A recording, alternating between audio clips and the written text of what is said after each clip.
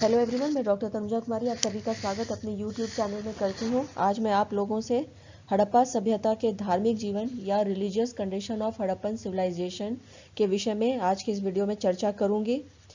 इससे पहले भी मैंने हड़प्पन सिविलाइजेशन से संबंधित the origin of Harappan civilization, the causes of the decline of Harappan civilization and the town planning of the Harappan civilization has been uploaded by me in my YouTube channel.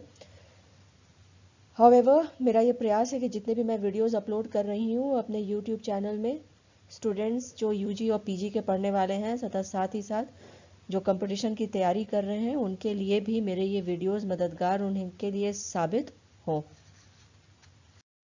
If we discuss about the religious condition during the Harappan civilization, we can state clearly here that the condition of the religion during this phase had been in its progressive stage। और यदि यहाँ पे हम बात करते हैं regarding the Harappan civilisation या उसकी जो रिलीजियस कंडीशन रही थी, तो यहाँ पे ये भी देखा जा सकता है कि it has been a topic of controversy amongst the historians. और किस प्रकार की धार्मिक स्थिति रही थी इस समय में, इसके विषय में आगे आप लोगों से इस वीडियो में चर्चा करूंगी। फर्स्टली यहाँ पे यदि हम बात करें हड़प्पन सिविलाइजेशन के विषय में तथा उसकी जो धार्मिक जीवन रही थी, तो यहाँ पे हम इसे इस प्रकार से इसका हम उल्लेख यहाँ पे कर सकते हैं कि हड़प्पा सभ्यता के धार्मिक जीवन का जब हम अध्ययन करते हैं तो हमारे समक्ष यह स्पष्ट हो जाता है कि इस सभ्यता के धार्मिक जीवन के संदर्भ में कोई साहित्य उपलब्ध नहीं है, स्मारकों का अभाव रहा है तथा सिंधु लिपि पढ़े नहीं जाने के कारण भी धार्मिक जीवन के संदर्भ में हमें कोई प्रामाणिक जानकारी प्राप्त नहीं होती है। हड़प्पा सभ्यता के धार्मिक स्थिति के विषय में यदि हम चर्चा करना चाहें तो जो सामग्री हमें उत्खनन से प्राप्त हुई है उसी के आधार पे हम हड़प्पन सिविलाइजेशन के रिलीजियस कंडीशन के विषय में चर्चा कर सकते हैं। इतिहासकारों द्वारा हड़प्पा सभ्यता के धार्मिक जीवन के संदर्भ में या धार्मिक क्रियाकलापों के संदर्भ में धार्मिक व्यवहारों का अनुमान लगाया जाता है। हड़प्पा सभ्यता के उत्खनन से जितने भी प्राप्त साक्ष्य रहे हैं, या वो मूर्तियां हो, मोहरें हो या मृदभांड हो, उनके आधार पर धार्मिक जीवन के संदर्भ में हम यहाँ पे चर्चा करते हैं या इसका एक अनुमान लगाया जा सकता है। फर्स्टली यहाँ पे जो हम कह सकते हैं जो धार्मिक स्थिति रही थी उसमें शिव की जो पूजा है उसका उल्लेख हमें देखने को मिलता है। हड़प्पा सभ्यता के संदर्भ में इतिहासकारों का मत है कि यहाँ के निवासी शिव उपासक रहे थे। भगवान शिव को हिंदू धर्म में महायोगी पशुपति एवं त्रिशूलधारी के रूप में पूजा किया जाता है। सिंधु घाटी के संदर्भ में भी हम देखते हैं कि भगवान शिव की उपासना इन रूपों में की गई है। सिंधु सभ्यता में शिव की पूजा नागधारी रूप में, धनुर्धर रूप में, नर्तक के रूप में और शिकारी के रूप में की जाती है। और अधिक यदि हम इसके विषय में बात करें तो हम ये देखते हैं कि मोहनजोदड़ो के उत्खनन में एक मोहर प्राप्त हुई है जिसमें योगी की मुद्रा में एक व्यक्ति का चित्र उत्कीर्ण है। इस व्यक्ति के 3 मुख और 2 सिंग हैं। इसके बाईं ओर बाघ और हाथी है तथा दाईं ओर भैंस और गैंडा है। जॉन मार्शल ने इस संदर्भ में यह स्पष्ट किया है कि इस मोहर में दिख रहा योगी पशुपति शिव ही है। मैके महोदय के द्वारा इसे शिव की मूर्ति मानी गई है। इस मोहर पर 7 अक्षरों का लेख भी उत्कीर्ण किया गया है जिसे अभी तक पढ़ा नहीं गया है। इस मोहर पर पशुपति शिव मानने वाले इतिहासकारों में मार्शल एवं मैके के अतिरिक्त वासुदेव शरण अग्रवाल, A.L. बासम तथा D.D. कोसाम्बी जैसे विद्वान रहे हैं।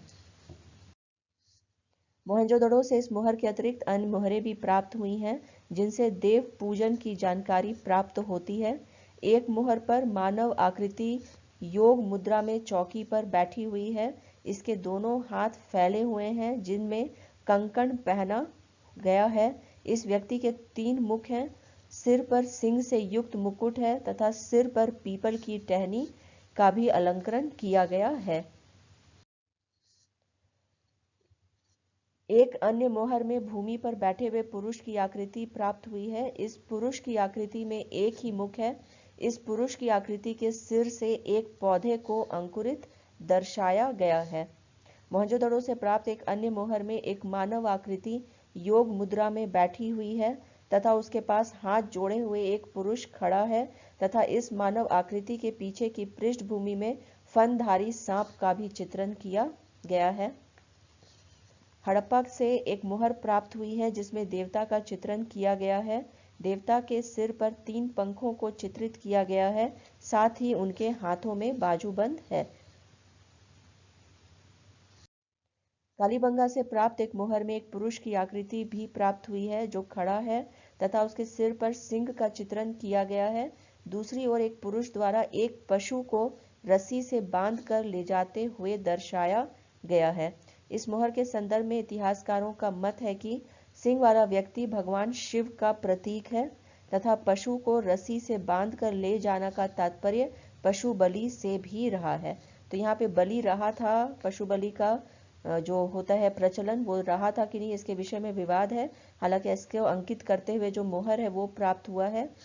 ऐसा नहीं है कि सिर्फ मोहनजोदड़ो में या हड़प्पा में ही मोहरें जो है इससे संबंधित प्राप्त हुई हैं। कालीबंगा से भी हम देखते हैं कि पुरुष की आकृति जो है वो प्राप्त हुई है। जो स्पेशली जो पशुपति सील है उसे हम रिलेट कर सकते हैं शिव की पूजा के साथ में, क्योंकि जो पशुपति की सील रही है उसमें जिस प्रकार से दर्शाया गया है योगिक पोस्चर में शिव जी को, एक हम देखते हैं कि जो आसन पर बैठे हुए उन्हें दर्शाया गया है जिसमें ऐसा प्रतीत होता है कि वो बाघ छाल पर बैठा हुआ है, और जिस प्रकार से जो पशु हैं उन्हें बाईं ओर दाईं ओर और जो सीट है उसके नीचे में भी यहाँ पे हम देखते हैं कि इस मोहर में उकेरित मिलता है। ये क्लियरली बताता है कि उन्हें एज अ प्रोटेक्टर या सहारक के रूप में देखा जाता है। और योगिक पोस्चर में देखना, जैसा अभी भी हम देखते हैं शिव जी की जो मूर्ति कहीं भी दिखाई देती है वो योगिक पोस्चर में ही दिखाई देती है, और इसी वजह से इसे हम शिव की उपासना के साथ में रिलेट करके देखते हैं। आगे अन्य किन देवी देवताओं की पूजा होती थी, तो उनमें मातृ देवी की पूजा का भी यहाँ पे उल्लेख करना होगा। हड़प्पा सभ्यता के संदर्भ में इतिहासकारों का यह मत रहा है कि यहाँ के निवासी मातृ देवी की पूजा किया करते थे। सिंधु घाटी की खुदाई में बड़ी संख्या में देवियों की मूर्ति प्राप्त हुई है। ऐसी मूर्तियां समकालीन पश्चिमी एशिया के अन्य सभ्यताओं में भी प्राप्त हुई हैं। इन मूर्तियों को मातृ देवी की मूर्ति माना गया है और यह विश्वास प्रकट किया गया है कि हड़प्पा सभ्यता के निवासी मातृ देवी की पूजा किया करते थे। इतिहासकारों का यह भी मत है कि हड़प्पा सभ्यता में मातृ देवी की पूजा सौम्य और रौद्र दोनों रूपों में होती थी। बलूचिस्तान के कुल्ली नामक जगह से नारी मृन मूर्तियों से में सौम्य रूप में दिखाई देता है। बलूचिस्तान की झौब संस्कृति से जो मूर्तियां प्राप्त हुई हैं उनमें रौद्र रूप को प्रदर्शित किया गया है। यदि हम मातृ देवी की पूजा के विषय में और अधिक चर्चा करते हैं तो हम यह देखते हैं कि हड़प्पा से प्राप्त एक मोहर में जिस पर लेख उत्कीर्ण है कि एक ओर शीर्षासन में एक स्त्री का चित्र है। इस स्त्री के शरीर से एक पौधा अंकुरित होते हुए दर्शाया गया है। मोहर से के दूसरी तरफ एक पुरुष अंकित है जिसके हाथ में शस्त्र है और एक स्त्री है जो अपने हाथों को ऊपर उठाए हुए है। इतिहासकारों का मत है कि इससे मातृ देवी की उपासना तथा बलि के विधान के संदर्भ में जानकारी प्राप्त होती है। यद्यपि इतिहासकार केदारनाथ शास्त्री ने इसे मातृ देवी स्वीकार करने से इनकार करते हुए इसे नर्क का चित्रण बताया है। यहाँ पे यदि हम बात करें और अधिक इसके विषय में तो हम देखते हैं एक मोहर में पीपल की 2 शाखाओं के मध्य नारी का चित्रण किया गया है।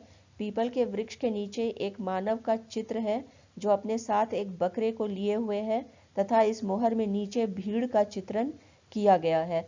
इस मोहर के आधार पर पुरातत्वविद का यह विचार रहा है कि हड़प्पा सभ्यता में मातृ देवी की सामूहिक पूजा की जाती थी जिसमें बलि का भी विधान रहा होगा। मातृ देवी की पूजा के संदर्भ में इतिहासकारों के द्वारा यह निष्कर्ष निकाला गया है कि मातृ देवी की पूजा मुख्य रूप से आम जनता में प्रचलित रही है, क्योंकि मातृ देवी की जो भी प्रतिमा और मोहरें प्राप्त हुई हैं वह सभी मिट्टी से निर्मित हैं तथा इससे यह निष्कर्ष निकाला गया है कि मातृ देवी की पूजा को कोई राष्ट्रय प्राप्त नहीं था। इतिहासकारों का मत है कि अगर मातृ देवी की पूजा को साधारण जनता के साथ ही साथ राष्ट्रय का भी संरक्षण प्राप्त होता तो मातृ देवी की मूर्ति और मोहरें मिट्टी के अतिरिक्त धातुओं से भी प्राप्त होती। जॉन मार्शल और व्हीलर का यह विचार रहा है कि मातृ देवी की उपासना सिंधु सभ्यता में बहुत अधिक प्रचलन में रही थी। मार्शल के द्वारा हड़प्पा सभ्यता की उपास्य नारी मूर्तियों को मही माता या पृथ्वी का प्रतिरूप बताया गया है। हड़प्पा सभ्यता में मातृ देवी की उपासना के साक्ष्य सिंध और पाकिस्तान स्थित पंजाब से भी प्राप्त हुए हैं। गुजरात, राजस्थान जैसे क्षेत्रों के उत्खनन में मातृ देवी की प्रतिमा प्राप्त नहीं हुई है। हरियाणा के बनवाली पुरास्थल के उत्खनन में मातृ देवी की 2 मृण मूर्तियां प्राप्त हुई हैं। कालीबंगा और लोथल के उत्खनन में अग्निकुंड के साक्ष्य प्राप्त हुए हैं, जिससे इतिहासकारों ने अनुमान लगाया है कि यहाँ पर यज्ञ और बलि देवता और या देवी का पूजन किया जाता होगा। मृण मूर्तियों में कुछ मूर्तियों में गर्भिणी नारी को चित्रित किया गया है, जिसे इतिहासकारों के द्वारा पुत्र प्राप्ति हेतु चढ़ाई गई भेंट का प्रतीक माना गया है। इतिहासकारों का अनुमान है कि नारी की पूजा कुमारी के रूप में की जाती थी। मोहनजोदड़ो से प्राप्त एक मूर्ति में एक देवी के सिर पर पक्षी पंख फैलाए हुए बैठा हुआ है। हड़प्पा से एक मोहर प्राप्त हुई है जिसमें दाहिने भाग में एक स्त्री सिर के बल खड़ी है।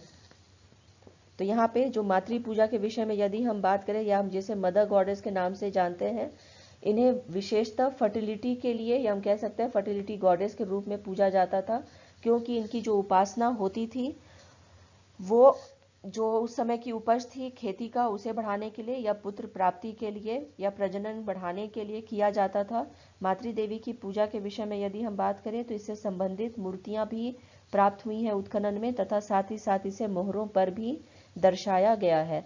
मातृ देवी की पूजा के विषय में यदि हम बात करें तो इसके विषय में बहुत अधिक हम कह सकते हैं कि यहाँ पे चर्चा नहीं की जा सकती है सटीक तौर पे, क्योंकि हिस्टोरियंस जो हैं इसके संदर्भ में अभी तक ये एक विवाद का विषय ही बना हुआ है। हालांकि बहुत अधिक मात्रा में मोहरों का प्राप्त होना ये जरूर दर्शाता है कि इनकी पूजा उस समय में रही होगी और लोगों का विश्वास मदर गॉडेस जो है या मातृ देवी में रहा होगा।